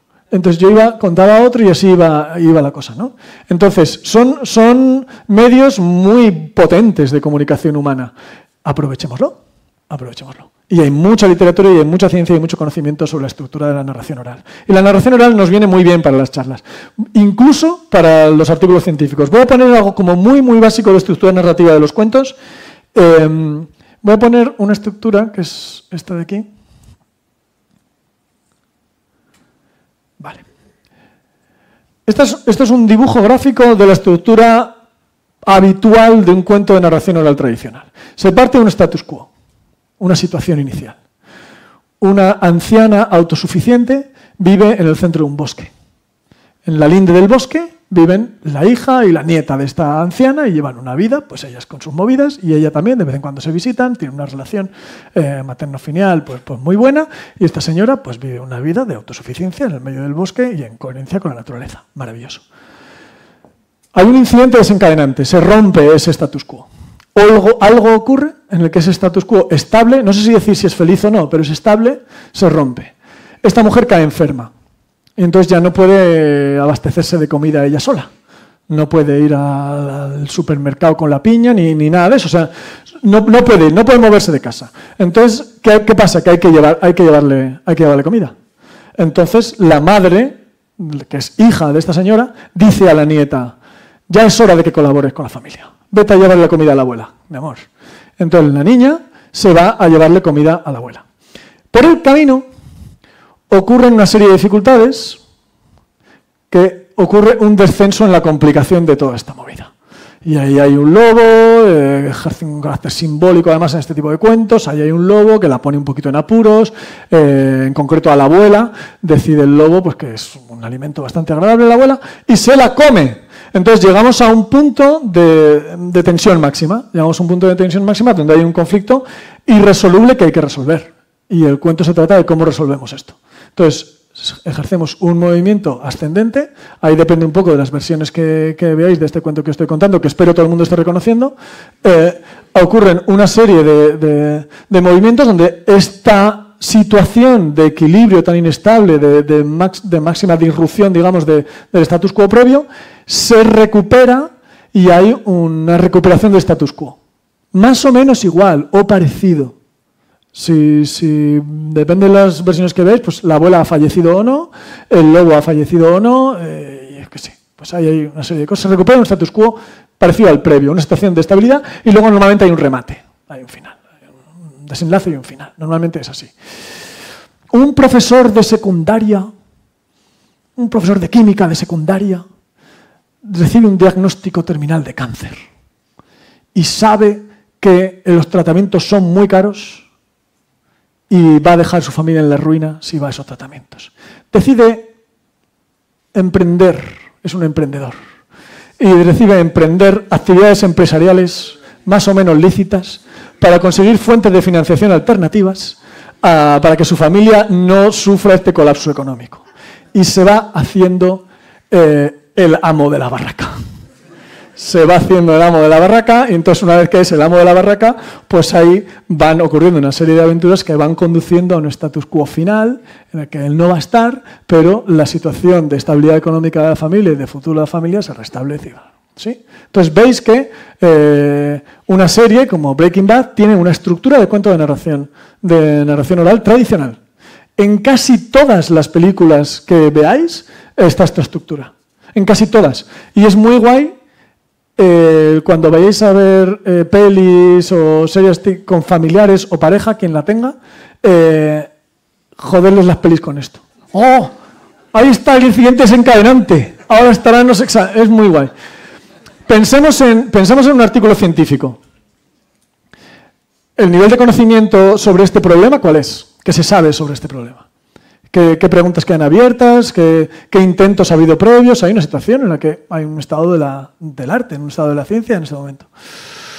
Uy, hay una situación problemática en la que se me ha ocurrido una idea que yo creo que va a poder resolver esa situación problemática. Bueno, pues vamos a hacer, si tenemos que hacer experimentos o no, si tengo que ir a literatura previa, si tengo que hacer mis lemas, mis teoremas, etcétera, hasta que llego a un punto en el que digo, mira, pues estoy obteniendo unos resultados que ellos son indicativos de algo. Bueno, pues vamos a ver cómo se relaciona esto con lo que ya se sabía, con lo que sabe otra gente, y hemos llegado a un status quo nuevo, donde el problema o se ha resuelto, o se ha resuelto parcialmente, o tenemos un acercamiento distinto al problema. Es una forma de contar una investigación que puede ser perfectamente válida para contar una investigación científica. Entonces veis que hay una estructura, que es la estructura narrativa. ¿Qué significa que la estructura narrativa está al servicio del contenido? Pues que aquí tengo unos puntos clave. Y cuando yo cuente esta aventura, cuando yo cuente esta charla, cuando yo dé una estructura narrativa a mi charla, los puntos narrativos clave los voy a hacer coincidir con los puntos clave de contenido. Entonces el punto de ruptura, el incidente desencadenante, pues a lo mejor tiene que ser el problema que me estoy planteando. Que eso es difícil, es importante, ¿no? Cuando a la hora de contar una investigación. Venga, pues ahí voy a hacerlo coincidir. Si a lo mejor aquí puedo poner mi contribución más importante, o la idea, o el resultado más importante, o el experimento, o fíjate, o esta tabla, o esta gráfica que demuestra que yo qué sé, no sé si os acordáis la tabla del bosón de Higgs, esta gráfica que había ahí marcado un ping, un intervalo ahí en la gráfica, ¿no? Pues ahí puede estar. Y luego ya voy dirigiendo a mi público de la manita hasta el final y el desenlace. ¿Sí? Que incluso el desenlace, pues aquí puede haber, y aquí sí hemos solucionado esto, y el final puede ser, mira, y lo que nos queda por descubrir es todo esto de aquí. O estos problemas surgen de esto que hemos encontrado. ¿Sí? Entonces, es una estructura que ha sido eficaz durante milenios y que está muy estudiada además, ¿eh? Hay mucha literatura sobre esto. Entonces, esta la podemos emplear así. ¿Se ha entendido bien esto, verdad? Me quedan 10 minutos todavía, o sea que, ole. Vale, la estructura narrativa está al servicio del contenido. Recursos. Voy a anotar aquí varios temas de recursos que yo tengo que usar. Los recursos son todo aquello que forma parte del acto propio de la comunicación y que yo voy a poner al servicio de la estructura narrativa. El tiempo es uno. El espacio es otro. Voy a poner palabras mágicas. Palabras mágicas. Voy a poner términos. A ver si me da tiempo de todo, ¿eh? Términos técnicos. Y voy a poner humor. Podría poner más, ¿eh? También podría poner menos, pero voy a poner todo eso. Voy a hablar un poquito de esto. El tiempo es una restricción o un lugar o un ámbito en el que nuestra charla, si es una charla como las que estamos viendo aquí, ocurre en un ámbito temporal o en un congreso. Entonces, si tú vas a un congreso, tienes 25 minutos para una charla y en el minuto 25 todavía no has llegado aquí, es que lo has hecho mal. Es que no has tenido en cuenta esto. O sea, no solamente es que te dé tiempo a darlo, sino que coloques en los tiempos adecuados, los lugares adecuados de la estructura narrativa. ¿Sí? Entonces juguemos con el tiempo, está ahí presente. Entonces, usémoslo. El espacio está aquí presente. Fijaos es una tontería, ¿eh? Yo he tenido que elegir muy bien el espacio porque quiero una pizarra. Estáis muy distribuidos. Este espacio es muy estrecho. Entonces, si yo estuviera así como constreñido y no sé qué, estoy derivando vuestra atención de lo que quiero decir a que, consciente o inconscientemente, vais a estar pensando, ay, pobre, cómo está el pobre ahí. Entonces, por eso voy jugando. Esto de, pues mira, ya pasó 3 veces, 4 creo ya, y no me he caído. Tal. Usémoslo. Si el tiempo está ahí, pues usémoslo. El espacio está ahí, usémoslo. Nuestro cuerpo está ahí, usémoslo. Digamos, ¿qué combina? Hacer muchos gestos, hacer pocos gestos, moverse mucho por el espacio, moverse poco. No hay una receta para eso. O sea, esto que tanta gente que dice, el 25% de la comunicación son las manos, el 13,7% es la mirada. No, no hay una regla para eso. La única regla que a mí se me ocurre como consejo general, luego si entráramos más en materia, más en detalle y tal, a lo mejor hay otras cosas, ¿no? Pero como consejo general o como información general es que lo que ocurra en una charla en la que tú estás en un escenario, digamos, o en una clase, lo que ocurra, que sea porque tú has decidido que ocurra. Si tú te estás quieto, es porque tú has decidido que estás quieto y que es lo mejor para tu charla. Si te quieres mover mucho, te quieres mover, un par de veces voy a pasar a otro lado, otro par de veces me voy a ir aquí porque hay gente ahí. Si yo quiero hacer eso, es porque yo decido que eso es. Y lo tengo decidido de antemano. ¿Sí? Eso, en la medida de lo posible. Siempre va a haber cosas que han escapado de nuestro control. Y hay cosas que escapan de nuestro control. De repente, yo qué sé, entra mi madre por ahí. Hola, mamá, ¿qué tal? Y sigo. ¿Sabes? Eso... Tú decides de las cosas que ocurren a cuáles reaccionas, a cuáles no, cuáles incorporas, a cuáles no. Eso se llama improvisación. Eso podemos hablar luego también, si queréis. Pero que la inmensa mayoría de las cosas, o todas las que tú puedas prever, que ocurran porque tú has decidido que eso sea así. En concreto, por ejemplo, los gestos que haces. Cómo manejas las manos, cómo manejas la voz, etc. Tú has decidido, de repente, pues que hay un momento de la charla en el que bajas mucho la voz porque es un momento en el que quieres la atención de todo el mundo. Pues a veces... bajar la voz sirve más que alzarla mucho para coger la atención. Vale, pues tú decides que así. No es porque de repente te has despistado y estás bajando la voz y la gente dice, ¿qué? No, es porque tú lo usas como recurso. Entonces tú has decidido eso. Para acostumbrarse a tomar ese tipo de decisiones, esta es una mala noticia, es muy bueno verse en vídeo dando charlas. A nadie le gusta verse en vídeo dando charlas. A nadie. Esa voz de quién es. Eso, pero ¿por qué estoy con la mano así todo el rato? Si no me había dado cuenta de que estaba con la mano así todo el rato. Eso es lo que buscamos. Que de eso que tú no te has dado cuenta, en la siguiente charla digas, ostras, pues es que yo no quiero estar así. Es que yo quiero tener las manos para poder, yo qué sé, para poder enfatizar, para lo que sea. Entonces, que esas decisiones las podamos tomar. Y eso es trabajo. O sea, esto de, no, es que esta persona tiene un don para hablar. No, esa persona ha trabajado mucho. Y probablemente tiene práctica. La práctica es lo que más influye. Bueno, tiempo-espacio, he hablado de los gestos que ocurren en el tiempo y en el espacio. Las palabras mágicas. Imaginaos que yo estoy contando el cuento de los 3 cerditos a una clase de tercero de educación infantil. ¿Todo el mundo conoce el cuento de los 3 cerditos? Son 3 cerdos, ¿no?, que viven, pues, hermanos pueden ser, de camada, que viven ahí pues una vida feliz, de dispendios, jugando todo el día y ozando, ¿no? Y entonces hay un lobo que vive en las cercanías, que es un carnívoro y tiene hambre. Entonces este hombre, este lobo decide alimentarse. Y mira, pues tiene los cerdos a mano, pues va a por ellos, ¿no? Entonces los cerdos deciden construir unas casitas para protegerse del lobo. Uno construye una de paja, otro de madera y otro de ladrillo, creo que es así como se suele contar, ¿no? Entonces viene el lobo, que viene el lobo, no sé cuántos. Entonces el primer hermano se queda en la de paja. Y el lobo dice, sal de ahí que te vas a comer. No, porque estoy muy protegido en mi casa. Y después soplaré y la casa derribaré. Y entonces el lobo sopla, tira la casa, el pobre cerdo se acojona, ¿no? Entonces va corriendo a casa de su hermano, que tiene una casa de madera, se refugian los dos, esta casa es mucho más fuerte. Llega el lobo y entonces el lobo dice, salid de ahí, cerdos, no nos insultéis.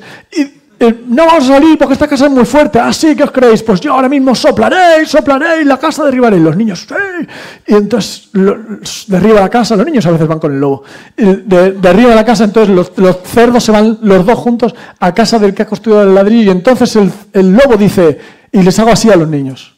Y todos los niños dicen, soplaré y la casa derribaré. Si en la primera casa yo digo, el lobo dice, soplaré y la casa derribaré. Y en la segunda dice el lobo, pues ahora os vais a enterar, porque voy a soplar un montón y voy a tirar vuestra casa. Entonces en la tercera los niños no saben qué decir. Entonces, esas palabras mágicas son palabras que van marcando estructura, son repeticiones que van marcando estructura. Y lo vemos muchas veces en charlas, los vemos en una transparencia que va recordando el índice, por ejemplo, ese tipo de cosas. Son marcas que no son del contenido, ni siquiera son de la estructura narrativa, pero son recursos que nos van implicando como público. Van implicando al público. Los niños se implican, si hay palabras mágicas, estas palabras mágicas no son mágicas, no hacen magia, pero son unas palabras que las tengo que repetir exactamente igual, o que tengo que tener, que son como marcas, ¿no? Marcas de estructura. Entonces, esas las tengo que hacer y que se sepa para que haya implicación por parte de mi audiencia con ese tipo de cosas, ¿no? Entonces, esto, por ejemplo, en los cuentos infantiles es muy claro. También en cuentos para adultos, pero en los cuentos de transmisión oral es muy claro.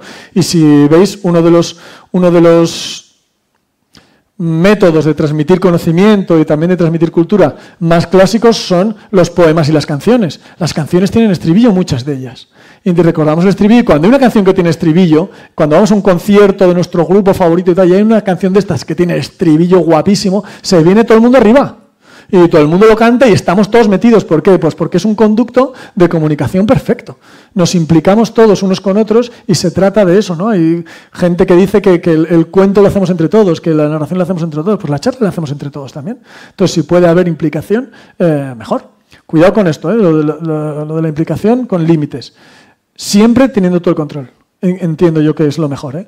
Si uno decide de repente hacer una pregunta al público, ojo con darle el control al público, porque tú no sabes quién está enfrente. Puedes no saber quién está enfrente. Y puede estar, venga, muy bien, ¿quién nos ha despertado alguna vez con sueño? Y entonces te paras y decides dejar a la gente que conteste. Es que te pueden contar su vida. Es que te pueden contar su vida y tú estás ahí, bueno, y no quieres interrumpir, pues porque es un pesado, pero es su pesado. Entonces no te quieres enfrentar con esta persona. Claro, has cedido el control. Y cuando cedes el control hay un riesgo. Puedes hacer la pregunta y a ti no te importa nada realmente no estás haciendo un estudio estadístico de cuánta gente tiene sueño a veces por las mañanas. Quieres provocar una reflexión. Entonces tú le haces la pregunta, ¿quién no ha tenido sueño alguna vez por las mañanas? Y sigues, no cedes el control, haces la pregunta pero no cedes el control. ¿Sí? Esto en cuanto a las palabras mágicas. Términos técnicos. Hay mucha gente que me pregunta qué ocurre con los términos técnicos en una charla científica. Hay veces que hay que decir términos técnicos. Yo qué sé, antes hemos visto una charla de química con un montón de términos técnicos, hemos visto una charla más de biología también con un montón de términos técnicos, que si las hormonas, que si no sé cuánto, hormonas con nombres concretos, moléculas con nombres concretos, en una charla de matemáticas también los hay, en una charla de física, etcétera, ¿no? ¿Y qué hacemos? ¿Los soltamos tal cual? ¿Los evitamos? ¿Qué hacemos con eso? Pues de nuevo no hay una regla. Entonces yo lo que suelo plantear es una metodología de hacerme dos listas. Cuando estoy preparando, de nuevo, el foco está en el público. ¿Qué significa un término técnico? Un término técnico es algo que a mi público se lo tengo que explicar. A lo mejor, si estoy en una charla de química y voy a dar nombres de moléculas y estoy en un congreso de química, a lo mejor no tengo por qué explicar qué es cada molécula, pero a lo mejor si estoy en una escuela o en un club donde la gente no tiene experiencia científica previa, pues a lo mejor hay cosas que sí las tengo que explicar y que en un congreso de químicos no las tendría que explicar. O sea, ¿qué significa técnico? Depende del público, de nuevo. Entonces, yo lo que suelo plantear es, hago una lista de todas las palabras que para este público pueden ser técnicas. De hecho, puede haber palabras que para parte del público sean técnicas y para parte no. Pues trato de ser inclusivo en eso, ¿no? De decir, venga, vamos a ver, ¿qué cosa puede ser técnico aquí para mi público? Y las ordeno de dos formas distintas. Una es por importancia y otra es por dificultad. Y entonces ahí tú te haces un cuadrante. Aquellas que son difíciles e importantes, hay que decirlas y hay que explicarlas. Aquellas que son difíciles pero no importantes, te puedes plantear eliminarlas y no pasa nada. Las eliminas. Es como no voy a nombrar no sé qué. Pues es que realmente. Aquellas que son más sencillas, más asequibles, pero son importantes, pues adelante con ellas y quizá no tienes ni siquiera que detenerte a explicarlas. Puedes manejarlas con soltura. Nadie se va a sentir excluido porque yo diga triángulo. Entonces puede ocurrir, ¿no? Y si son sencillas y no son importantes, pues también puedes prescindir de ellas o puedes usarlas. Esas son como las más indiferentes, ¿no?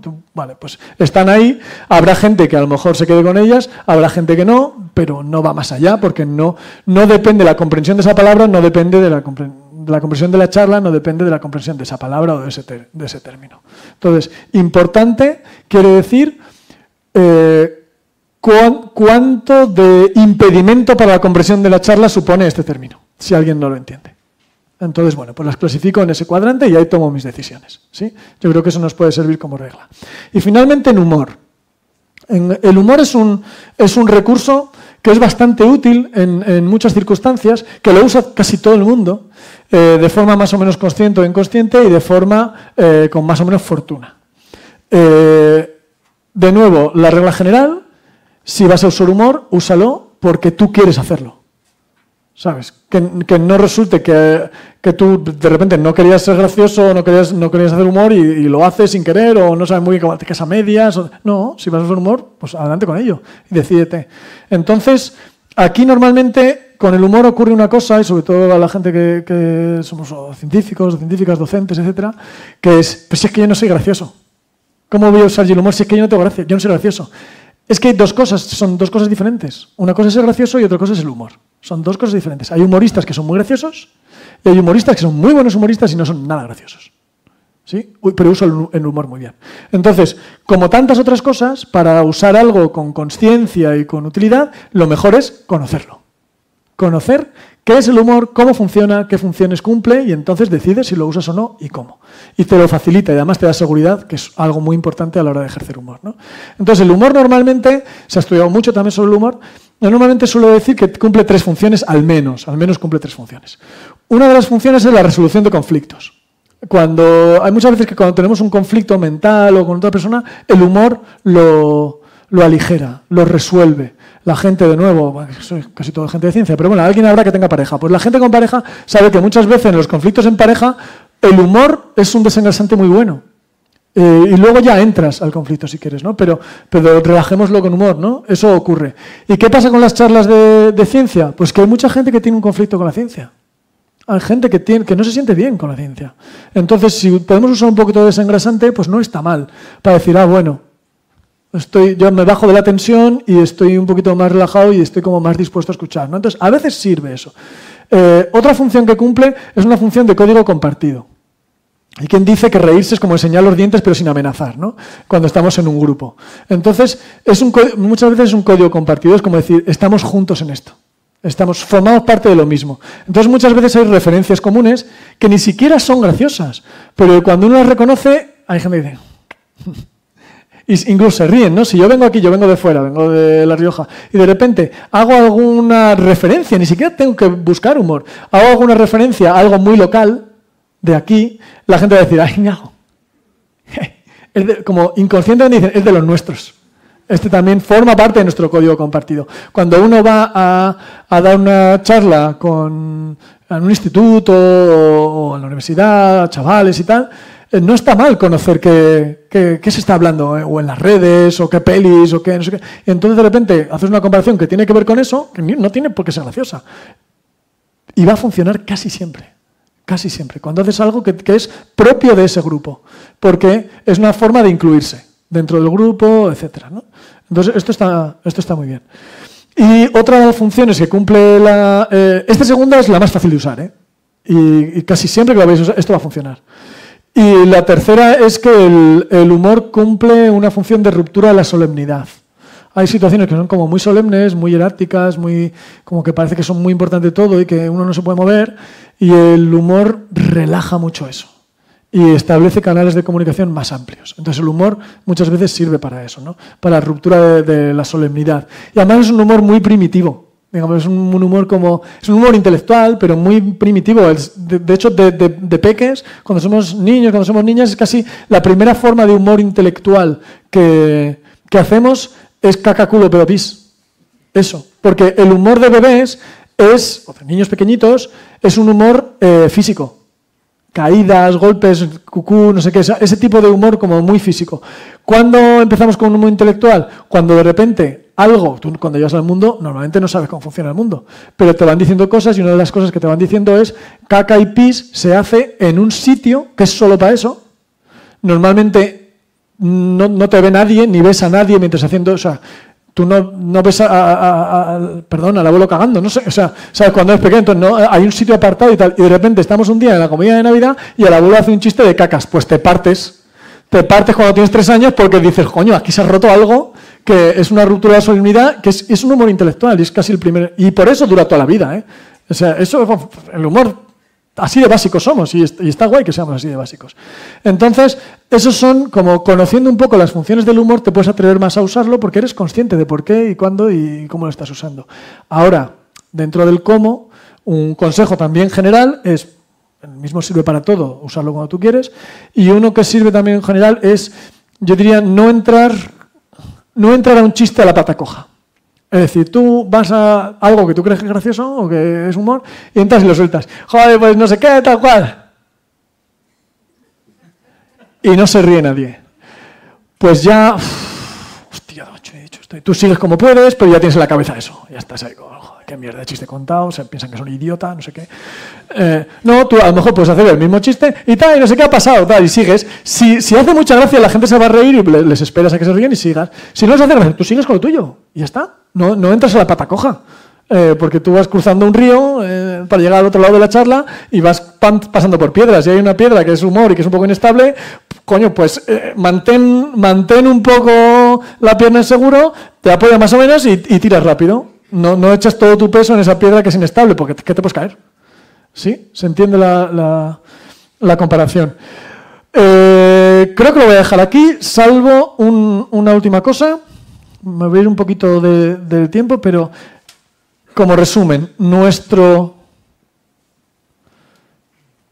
misión es conectar público y contenido, de la forma que sea, conectarles, ¿no? Entonces, eso se puede hacer o bien moviendo mi contenido hacia el público, que eso es decir, voy a buscar algo en el contenido que quiero transmitir que conecte con los intereses que mi público ya tiene.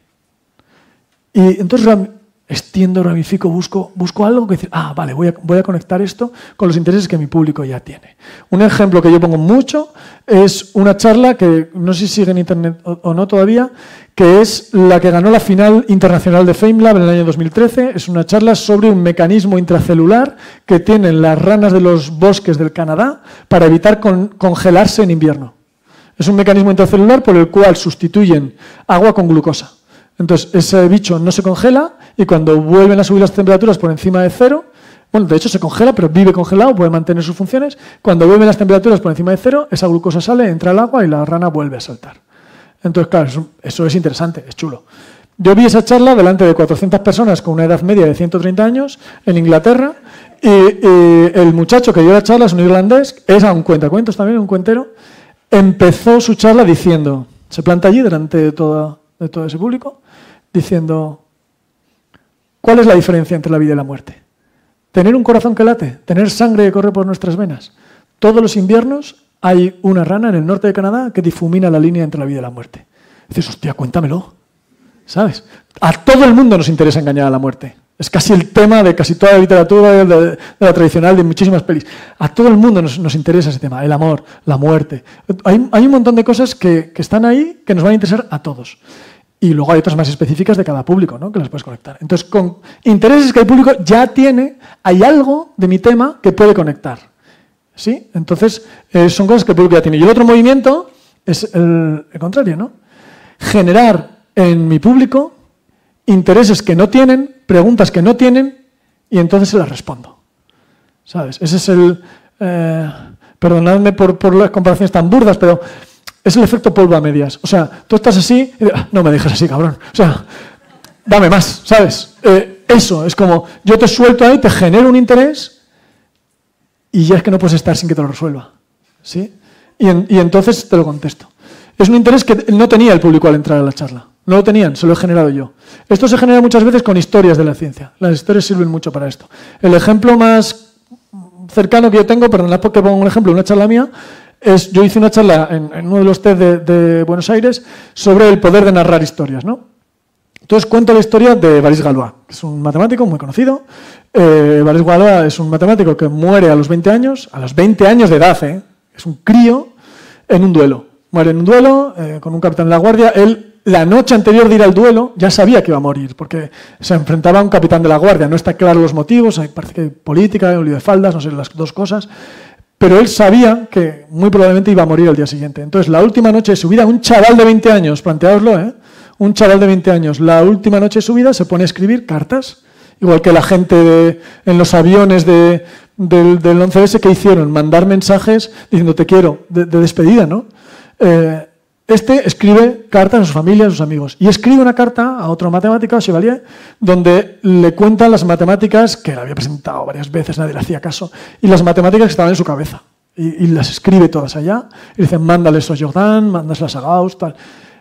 Bueno, pues se murió en el duelo, de hecho murió al día siguiente del duelo, murió en el duelo, y las matemáticas que este tío escribió la última noche de su vida, 200 años después, todos los matemáticos y matemáticas que nos preparamos en la carrera, en las carreras de matemáticas hay solamente, en la que yo vi, y yo creo que no he conocido ninguna otra nunca, solo una asignatura que tiene nombre propio, que es Teoría de Galois.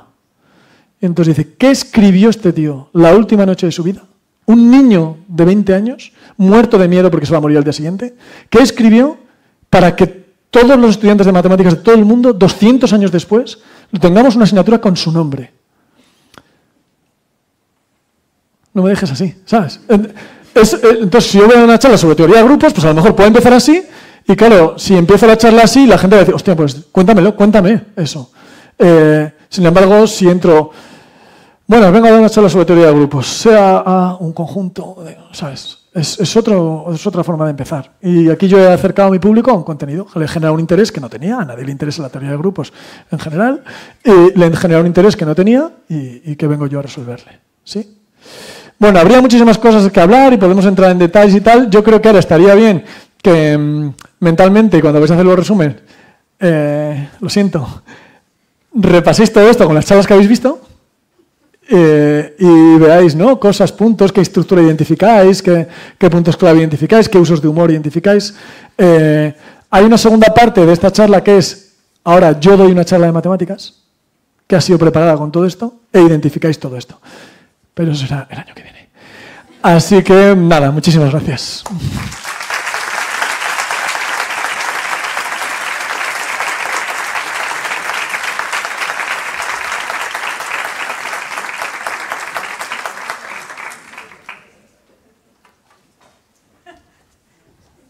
Bueno, muchísimas gracias. Se notan las tablas de contracuentos, y por compartir los secretos de igual te salen gente que se anima a la divulgación, així que ànim, Ojalà. ja veu com se procedeix, però fa falta també pràctica, hores de vol. I abans de donar-vos la paraula, pues, com ha parlat de contes, la meva última frase seria conte contat, conte acabat. I la forma tradicional valenciana és i qui no s'alce té el cul foradat. Però també una altra alternativa, conte contat, conte acabat, i alça la mà si t'ha agradat. Com que ja heu fet l'aplaudiment, jo penso que us ha agradat moltíssim. Així que moltes gràcies, muchas gràcies. Torno obert de paraules i ànim, vinga. Paraula, alguna persona humana que vulgui preguntar? N'hi ha persones que no són humanes. Aquí, Juan Antonio, bueno, ahí, Marina.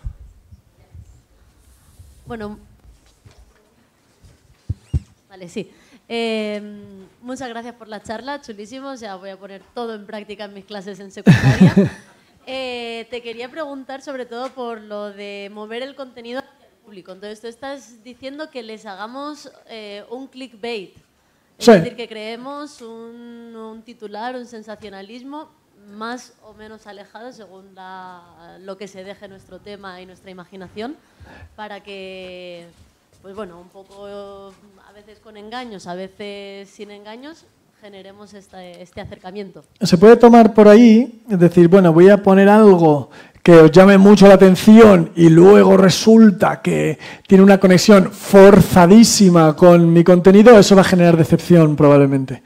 Pero hay un movimiento más profundo ahí que uno puede decir, jo, es que la ciencia los contenidos científicos que tienen que ver con lo que nosotros somos, tienen que ver con quiénes somos, tienen que ver con el mundo en el que estamos, tienen que ver con aquellas cosas en las que como seres personales y como colectivo nos relacionamos entre nosotros, con el mundo. La ciencia tiene que ver con eso, casi siempre, incluso las cosas más técnicas, ¿no? Si es algo muy particular y muy técnico, está dentro de un área más amplia. Ese área está dentro de otro área más amplia. Incluso uno puede ir más allá, ¿no? Porque cuando uno se dedica a la ciencia, en algún momento tomó la decisión de dedicarse a la ciencia. Y en muchos momentos tomó la decisión de mantenerse ahí pese a todo. Entonces, tú te vas manteniendo ahí y eso conecta también con algo muy tuyo, muy propio, muy personal. Hay mucha gente que dice, es que yo tuve no sé qué profe, lo habéis visto 20.000 veces, que sabía mucho, pero es que sobre todo es que lo contaba con pasión. Tenía pasión por su materia. Vale, ¿qué quiere decir eso de pasión por su materia? Que tenía una implicación personal.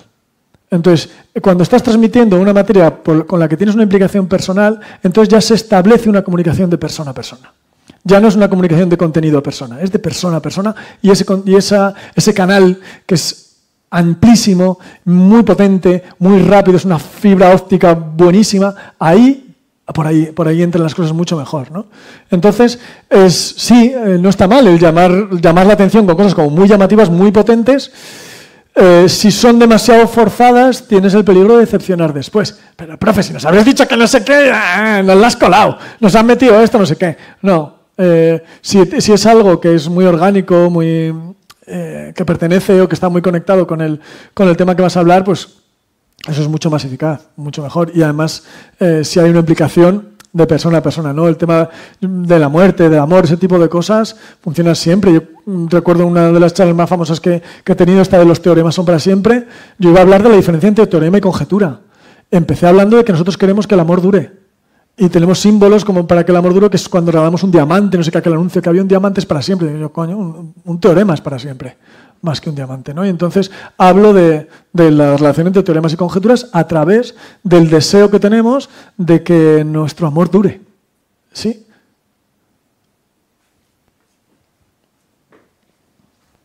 ¿Quién sería la segunda? Bueno, una, dos. No se oye, ¿no? ¿Sí? ¿Se oye? No, el micro no.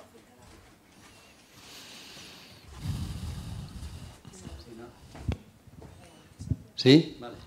Bueno, en primer lugar, muchísimas gracias por la presentación. Me ha encantado y creo que es algo que yo habría agradecido como profesor universitario haber tenido los primeros años de mi profesión, ¿no? Es algo que vas aprendiendo intuitivamente, sí. No llegas a tenerlo claro, ¿no? Todo esto. Pero bueno, pues he tomado buena nota y espero mejorar en la próxima. Seguramente no hay nada nuevo en lo que yo he dicho. No, pero está muy bien estructurado.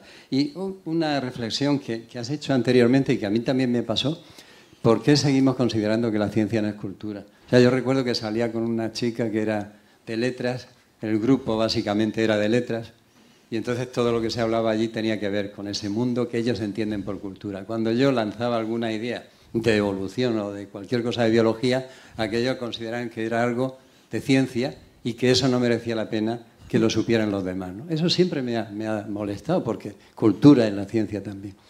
Y ya una pregunta, a ver qué opinas sobre esto. Cada vez veo más que el periodismo científico utiliza mucho el mismo recurso que otros campos del periodismo y de la comunicación, que es llamar la atención, crear a veces, yo creo que se crean falsas expectativas con noticias sobre la curación de esta o de esta otra enfermedad. No creo que se deba hacer eso. Estamos anestesiando al público. Y bueno, pues la gente llegará a un momento en que no se crea nada de lo que se está diciendo, ¿no? No sé cómo se puede hacer porque, por otro lado, necesitan vender, ¿no?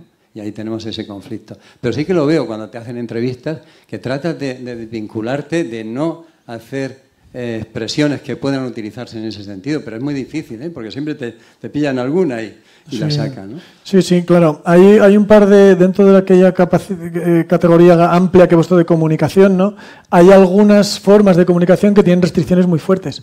El periodismo tiene esta restricción de que efectivamente Finalmente es una empresa la que está ahí dando las noticias y esa empresa tiene que mantener unos ingresos, digamos, para poder subsistir y esos ingresos pues tienen que, muchas veces vienen de publicidad u otro tipo de cosas y esa publicidad y ese otro tipo de cosas tienen relación con la cantidad de público, con cosas que puedes medir con el público. Ahora podemos medir un montón de cosas, cuántas copias vendes de tu periódico, cuánta gente visita tu web, durante cuánto tiempo visita cada noticia, cuánta gente ha hecho clic en los enlaces de la noticia, todo ese tipo de cosas se miden mucho, ¿no? Entonces hay veces que, digamos, esto que sería un objetivo que no tiene que ver con el interés de la noticia, que es el objetivo de la noticia, es informar, y son dos objetivos que no tienen del todo están relacionados, pero no coinciden del todo, a veces entran en conflicto.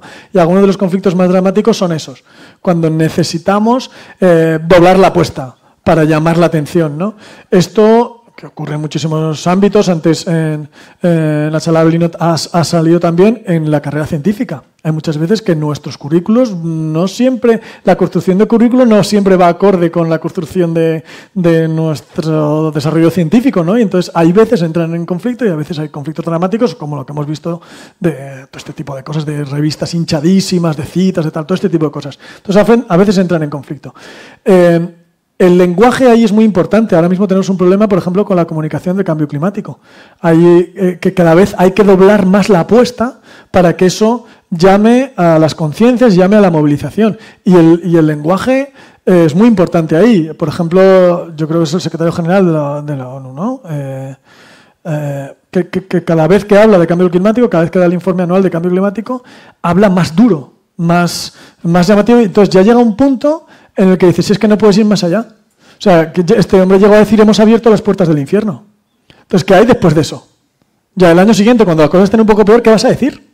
Ya no. Entonces, el uso del lenguaje es muy, muy, muy importante para eso, no generar expectativas falsas y para no anestesiar, porque si no al final parece que, bueno, pues una vez más, está, fíjate, nos dijeron que habíamos abierto las puertas del infierno hace 2 años y aquí estamos, ¿sabes? Eso es muy importante. Y luego hay otra de las categorías de comunicación científica que tiene restricciones muy importantes, que es lo que nos decían antes, la clase. En clase, tú estás haciendo comunicación científica, pero vas a evaluar a esa gente. Y eso es una restricción muy importante. Porque hay veces que dicen, no, sí, es que os daría esto, pero mira, yo tengo que pin, y a veces me gustaría adaptarme al ritmo de todos, ya no sé qué, no sé cuántos, pero aquí hay un temario que tenéis que cumplir y que os voy a evaluar de él. Eso es una restricción muy importante en esa comunicación, ¿no? Entonces sí, coincido totalmente, el periodismo tiene a veces conflicto de objetivos o de objetivos para subsistir con respecto a los objetivos de informar o de formar o hacer esa misión. Y claro, ya está el equilibrio de cada medio y de cada periodista, la profesionalidad, etcétera. Y muchas veces cuando nos toca ser entrevistados por medios de comunicación, pues tratamos de evitar ese tipo de cosas, ¿no? A mí hubo una persona que se llama Malcolm Love que me dijo una vez, es un periodista de la BBC, que cuando te entrevistan como científico en un medio de comunicación, haces un movimiento de tenista. Entonces dice, un tenista, cuando está jugando un partido de tenis, para ganar el punto, primero tiene que llegar con la raqueta a la pelota para devolverla. Entonces, lo primero que haces tú es recibir la pregunta. Ah, sí, mira, me estás hablando de la curación del cáncer, tal. Y luego el tenista, para ganar el punto, la manda a donde él quiere, para que el otro no llegue. Entonces dices, cuando tú estás siendo entrevistado, tú recibes la pregunta y luego la mandas donde tú la quieres enviar, la respuesta, ¿no? Entonces, hacer este movimiento, a mí muchas veces me ha servido esta analogía del tenis, porque es verdad.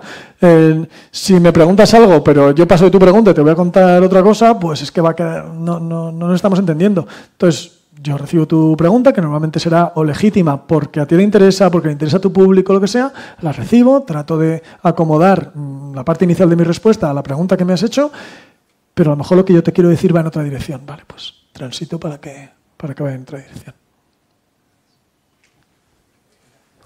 Hola. Sí.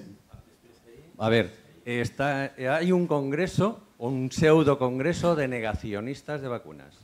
¿De negacionistas de? De vacunas. Sí. Y te invitan a dar la charla. ¿Utilizarías la misma estructura o le darías la vuelta y empezarías por el humor para luego subir? Yo no iría porque yo no sé de vacunas, o sea, yo no soy especialista en vacunas y muchas veces yo rechazo charlas cuando no soy especialista del tema. Por ejemplo, rechazo muchas sobre educación matemática.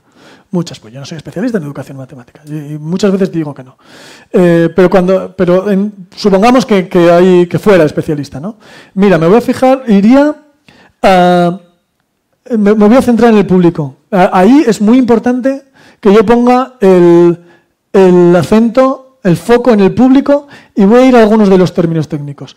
Hay una persona que no recuerdo su nombre que hace documentales de ciencia, es australiana, para la televisión australiana, la BBC y así. Y ella contaba el proceso por el que hizo un documental sobre vacunas. Antes de la COVID, pero un documental sobre vacunas. Esa gente tiene mucho dinero y entonces el dinero para hacer, esa gente que quiere decir la productora de este documental, entonces, ¿en qué emplean el dinero? En hacer un estudio previo del público. Y eso está muy bien hecho, porque así puedes hablar, ¿no? Entonces dice, yo quiero hablarle a todo el mundo, quiero hablar a la gente que considera y sabe la importancia de las vacunas y cómo utilizarlas, y quiero hablar a la gente que está en contra de las vacunas, que rechaza las vacunas. Entonces, cuando tú encuentres algo así, tienes que tratar de comprender el porqué o qué motivaciones hay detrás para poder hablar y que te escuchen. Y ella decía, si yo sé que en el momento en que mi documental aparezca inmunidad de rebaño, van a apagar la tele. Sé que en el momento en que aparezca no sé qué término, van a apagar la tele. Yo no quiero que esa gente apague la tele, precisamente es a quien más me quiero dirigir, ¿no? Entonces ella trataba de comprender a todo su público. ¿Qué tienen en común? Alguien que considera que las vacunas son una buena solución de sanidad pública y alguien que considera que no, que es algo a rechazar, que son un peligro. ¿Qué tienen en común? Que quieren cuidar a los suyos. Eso es lo que ella encontró. Entonces ese fue su punto de partida. O sea, todos queremos lo mejor para nuestros niños, nuestros mayores, etcétera. Queremos cuidarnos. Entonces vamos a ver cómo han decidido cuidarse unos a otros y qué consecuencias tiene el haber tomado una decisión de cuidado en un sentido o en otro. Y a partir de ese respeto, de esa cercanía hacia el porqué inicial, desarrolla el discurso, ¿no? Entonces, ¿a dónde iría yo? Esto es lo último, digamos. Los recursos ya vendrán. Cómo monto el documental, cómo monto la charla, eso va a venir al final. Primero voy a ir al contenido y para ir al contenido, en esa selección de contenido, parto de a quién voy a hablar, cuáles son sus motivaciones, cuáles son sus miedos, cuáles son sus porqués a la hora de enfrentarse al tema que yo voy a contar, ¿no? O sea, es decir, pero esto en temas de estos de negacionismo, de muchas cosas, hay veces que nosotros nos colocamos desde un punto de incomprensión, que es muy lógico, pero que no nos permite un movimiento. Entonces, yo qué sé, gente que piensa que la Tierra es plana. Nadie piensa que la Tierra es plana. Hay gente que lo dice, pero no piensa nadie. Entonces, ¿por qué dice alguien que la Tierra es plana? Ahí voy. Esa gente que la ha pasado. Muchas veces hay un rechazo al sistema, porque el sistema tú sientes que te ha tratado mal, hay un rechazo al sistema y en el pack sistema entra la ciencia. Entonces tú te pones una postura de rechazo y además estás con otros y te sientes apoyado por otros y sois los guays a los que nadie engaña. Pero tú no piensas que la Tierra es plana, ¿sabes? Entonces, pero con esa gente quiero entrar en diálogo. Entonces, a quien voy, o quiero entrar en diálogo, no sé si quiero entrar en diálogo, pero si tengo que hacerlo, lo primero que voy a hacer es estudiarlos, estudiar a mi público. Y a partir de ahí selecciono y luego ya construyo todo. Pero solo desde ahí, si no les voy a hablar a ellos, es que prefiero no ir. Bueno, yo voy a copiar al experto que ha hablado antes y también ha comentado un asunto relacionado con la charla. Y es que a mí también me habría gustado recibirla antes. La verdad es que ha sido muy aclaradora, muy vívida. No todo el mundo es capaz de transmitir las cosas como lo has hecho tú, así que enhorabuena. Gracias. Y bueno, evidentemente esta charla viene bien para todos. O sea, por ejemplo, yo me he dedicado a la venta de perfumes, que es un mundo que dices no tiene mucho que ver con la ciencia, ¿no? Pero me gustaría haberla recibido antes. Entonces, por ejemplo, para intentar vender algo relacionado con la ciencia, por ejemplo, en el Departamento de Química Inorgánica creo que se está investigando hacer baterías con ion sodio, que es bastante más común que el litio. ¿Cómo venderías eso al público general? ¿Cómo lo acercarías al público algo tan técnico? Claro, partiendo de las preocupaciones que el público ya tiene. Yo creo que ahí está. O sea, ¿por qué investigamos eso? ¿Investigamos eso por curiosidad? ¿Nos ha dado por el sodio en lugar de por el litio? ¿O hay un problema de fondo que queremos resolver? Y ese problema de fondo que queremos resolver tiene que ver, a lo mejor, con sostenibilidad o con la generación de energía sostenible. Entonces, ¿por qué nosotros queremos generar energía sostenible? Pues queremos generar energía sostenible porque queremos mantener un tipo de vida que tenemos, incluso mejorarlo en algún sentido, y que eso lo podamos mantener. O sea, cuando la gente dice, no estamos cargando el planeta, no sé, no estamos cargando el equilibrio de nuestra forma de vida en el planeta ahora mismo. El planeta probablemente pues, se la pele lo que nosotros hagamos de aquí a 3 millones de años. Pero no estamos cargando esto. Entonces, claro, es parte de mi modo de vida. Vale, pues voy un poquito más atrás. ¿Qué te gusta de tu modo de vida? Que podría estar en peligro si no seguimos investigando ahí. Vale, pues bueno, pues ahí hay un horizonte al que no queremos llegar, porque yo estoy muy cómodo o estoy muy a gusto pudiendo hacer lo que hago. Entonces parto de una situación que me gusta y que puede estar en un horizonte más o menos lejano en peligro si no investigamos sobre eso. Entonces, bueno, pues ahí hay algo que sería este movimiento, ¿no? Mi contenido me lo acerco al público. Y a mi público le interesa poder seguirse yendo los fines, yo sé, en el verano de vacaciones o poder descansar en una playa o en una montaña y decir, es que tú sabes que esto se puede acabar. Sabes que, yo qué sé, esa moleculita de carbono que nos sirve para tantas cosas en la vida, si se une a cierta otra pues es que se puede cargar esto. Vamos a investigar un poco qué podemos hacer para que eso no pase, ¿no? Entonces, eso a mí se me ocurre que, insisto mucho en esto, en que el primer movimiento siempre, entiendo que siempre, en un acto de comunicación científica, aunque sea, digamos, de venta, entre comillas, es una mirada al público. Una mirada a quién estoy hablando. Y quién no significa una estadística. Significa qué les mueve, qué les interesa, qué les da miedo, qué aman, ¿sabes? Gracias. Nada. Hola, muchas gracias Hola. por la charla. Ha sido increíble poder escucharte. Gracias. Y a ver, yo vuelvo un poco a la parte del periodismo, ¿no? De esa de relación investigadores-periodistas, que creo que hay bastante conflicto. De hecho, ayer varias veces se escuchó, es que luego los periodistas parecen la parte mala, ¿no? del proceso de la comunicación de la ciencia. Y entonces, ¿cómo podemos reconciliar esa relación? Porque creo que es importante que se entiendan, porque creo que muchas veces el periodista generalista que tiene que hacer un tema de ciencia le es muy difícil porque no maneja el contenido. Entonces, y encima tiene poco tiempo y poco espacio. Los recursos son más limitados. ¿Cómo podemos un poco abordar un tema de ciencia de una manera lo más fiel posible al trabajo científico? Yo creo que hace falta mediadores ahí. Yo creo que hace falta una figura entre medias. Hay veces que el periodista, que la periodista es capaz de hacer ese papel mediador, es decir, es capaz, tiene el suficiente conocimiento o experiencia, etcétera, como para saber prepararse antes del tema, saber qué se ha dicho que no, dónde está esta persona a la que voy a entrevistar en el contexto de esta temática que voy a hacer. Eso lo hacen, ¿no? Y hay gente, yo he recibido y he leído entrevistas que dices, esta persona ha hecho muy bien su trabajo. Hay gente que lo hace así y hay gente que no lo hace así, por la causa que sea, por incapacidad, por falta de tiempo, por falta de recursos, por lo que sea. Pero el caso es que estás en esa situación. Y luego con los científicos, con las científicas a veces pasa igual. Hay veces, hay quien te encuentras que es capaz de ponerse en el lugar de quien le está entrevistando y del público de quien se está entrevistando, y entonces es capaz de reconducir o de transformar su discurso, su contenido, para que entre bien en ese vehículo. Y hay gente que no es capaz. Un ejemplo que yo pongo muchísimo es una persona que vino ahorita a Laica a que la entrevistáramos. Es una persona que se la había seleccionado. Entonces teníamos una entrevista de 7 minutos. Vino con 40 hojas escritas, y su intención era soltar las 40 hojas.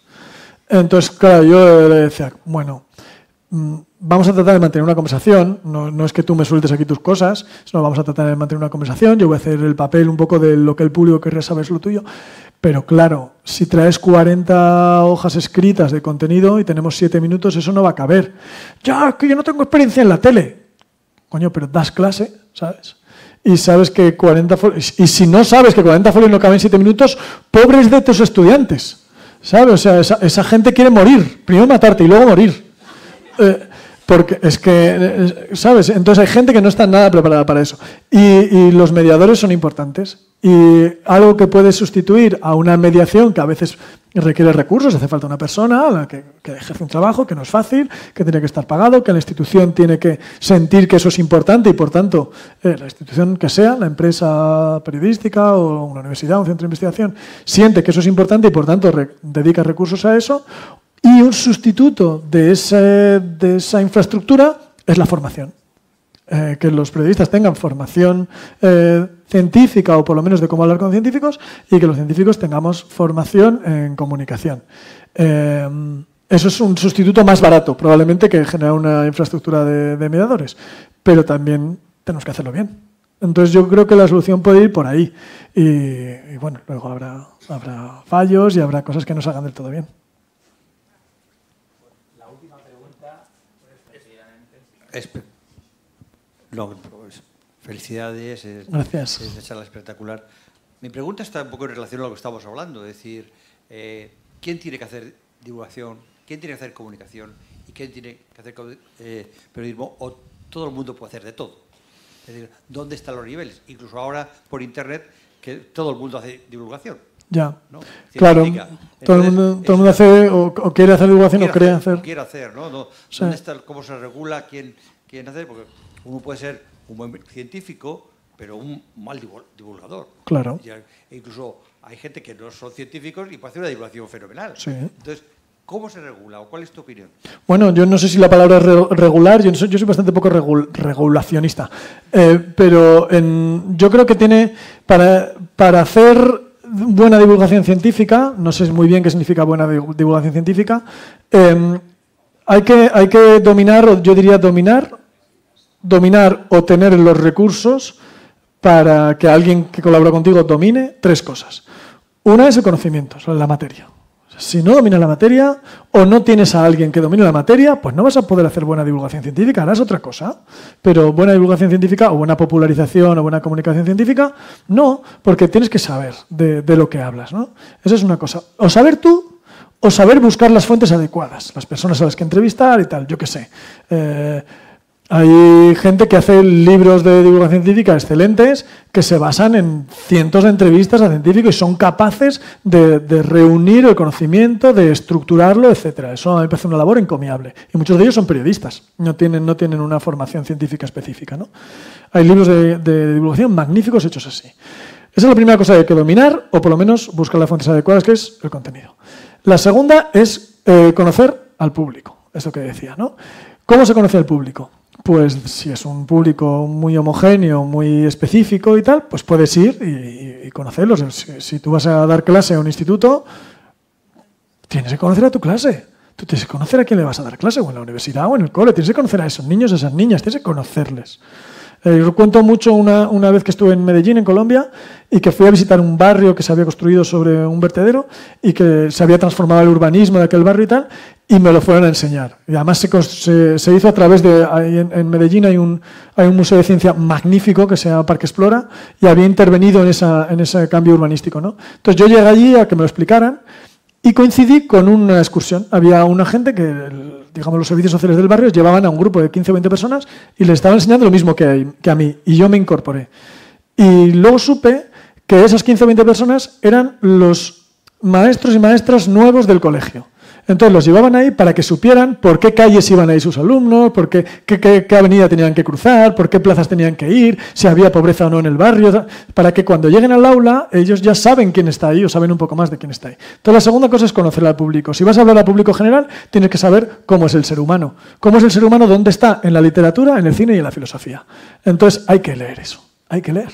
A mis estudiantes de doctorado les animo a que entren a tope en su tema de investigación, que cabe en un agujero pequeñito pero hasta el fondo, que tienen que ser la persona que más sabe del mundo de ese tema, pero si van a contárselo a alguien, yo les animo mucho a leer filosofía, literatura, etcétera, y a ver pelis, que es donde está quiénes somos, ¿no? Y a conversar con gente.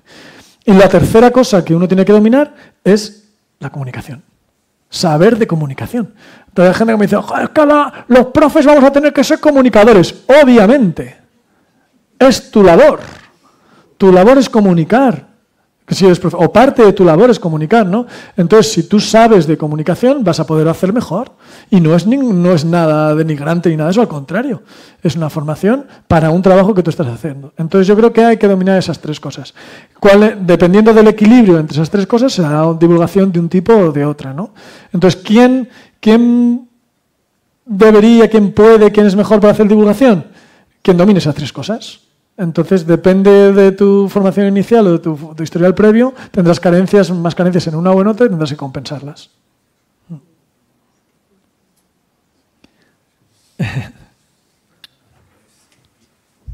De nou, moltes gràcies, i tanquem les intervencions. Heu tingut una masterclass de primera categoria, no ho dubteu.